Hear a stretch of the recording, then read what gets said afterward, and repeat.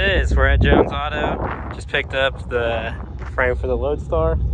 2004 Chevy 3500 cabin chassis frame. I didn't really think this through. I thought, I knew it was going to be long, but I didn't realize it was going to be that long. That's a 10-foot bed on my flatbed, and it's hanging over another 12 feet at least.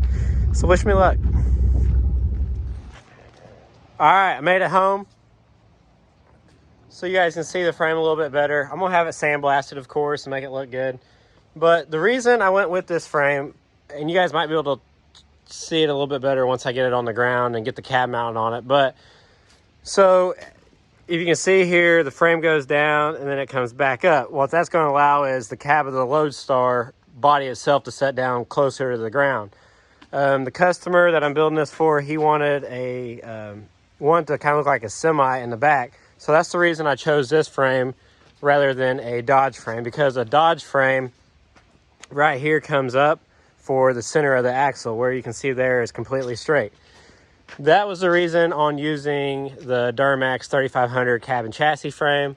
It is two-wheel drive. I have to get a rear end for it yet. And also the reason why I chose this frame, not so much other than a Cummins frame or something like that. I chose this frame because of the straight frame rails on the back, but also using this 3500 frame that had a Duramax engine in it, the ball joints and everything like that are going to be able to hold the weight of the 12-valve motor and the automatic transmission. So it'll hold the weight. It's a proven frame. It's a good frame.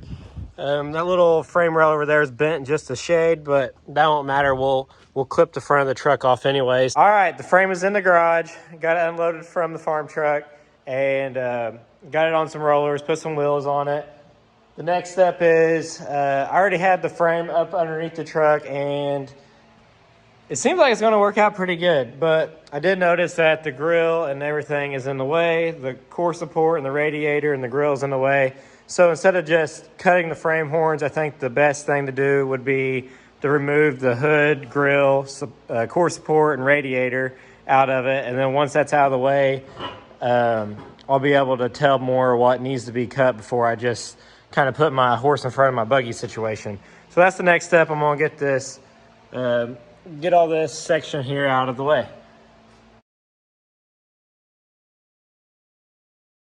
Okay, now that the core support, radiator, and everything's out of the way, then we can roll our chassis back under here and see what we got. We'll get the floor swept up and roll it under here.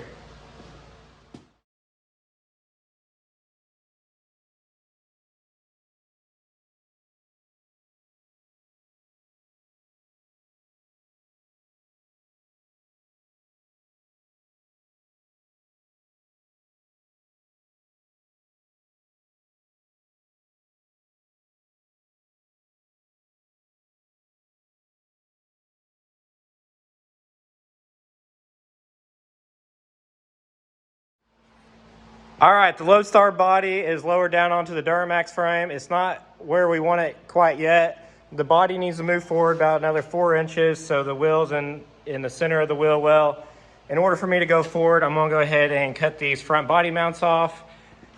I cut a little bit of this inner fender here out, but for the most part, everything's fitting. I'm gonna have to clearance the inner fenders out more, probably straighten them up, take that jag out of it, or do whatever's necessary for there, but it's fitting really good.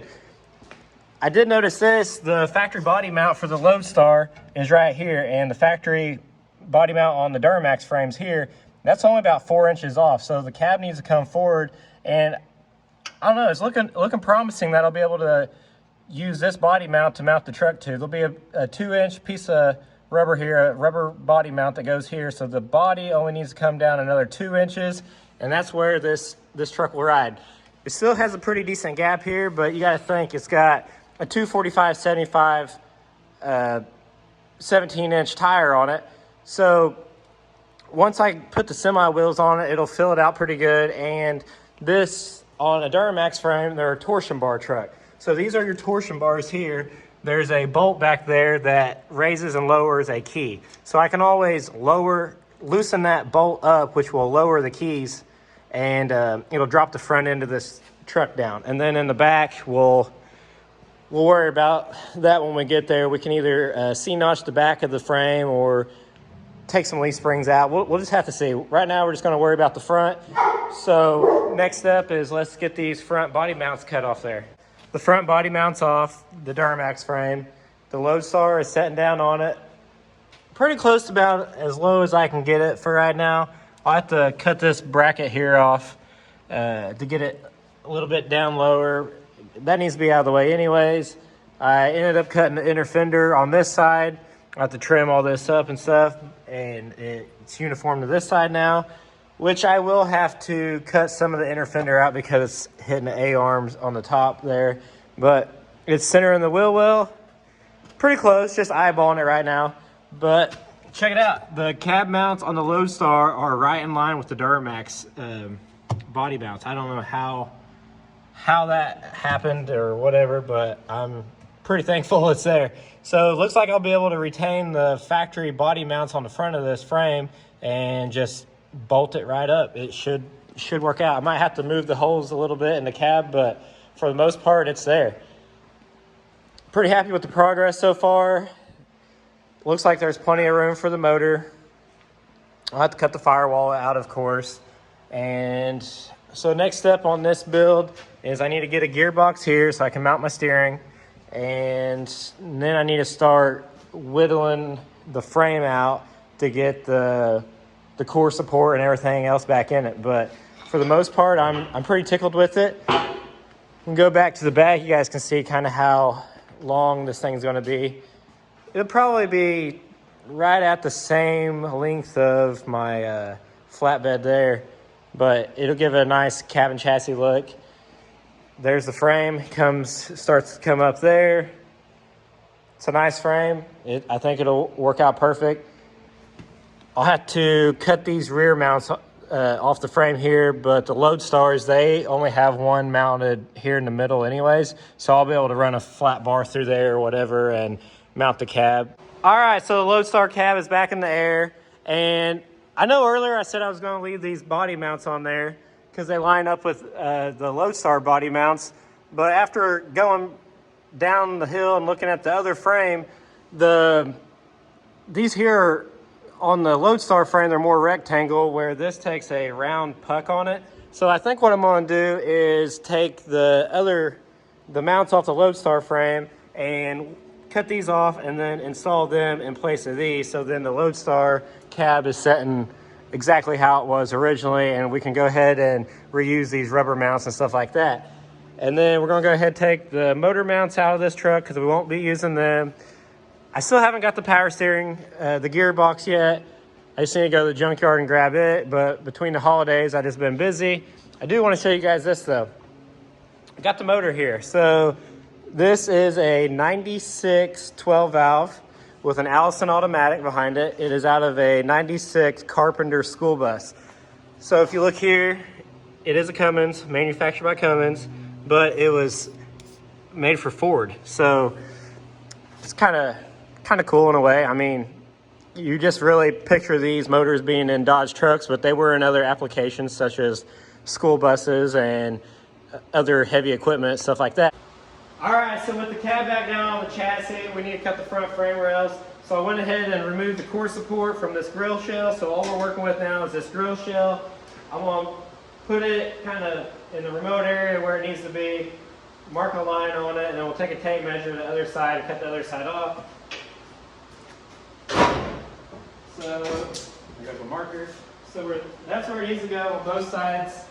We'll go over here with our marker, make a mark on the back side of that grill, and then we'll take a tape measure and measure that distance, and measure this distance, cut the frame rails off, and then that grill will go on down.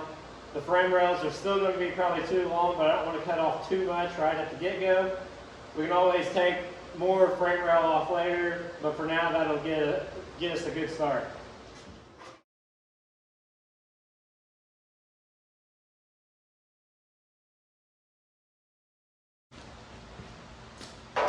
Okay, so after doing some measurements on the 12 valve over there, the 12 valve stands at 32 inches from the lowest or the highest point of the oil pan to the top of the intake is 32 inches.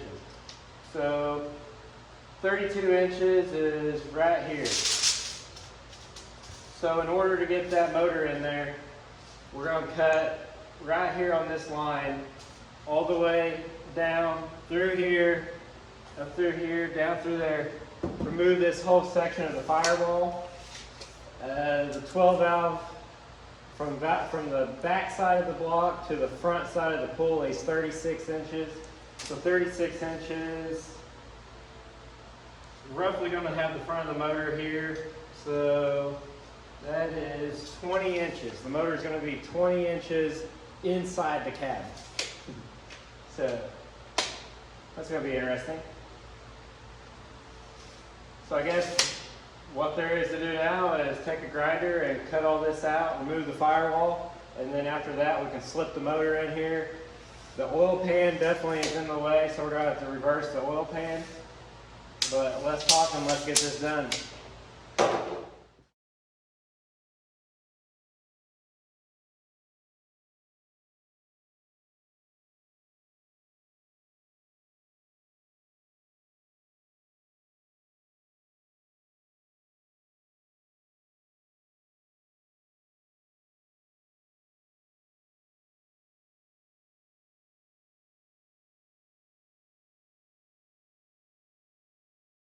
There you have it.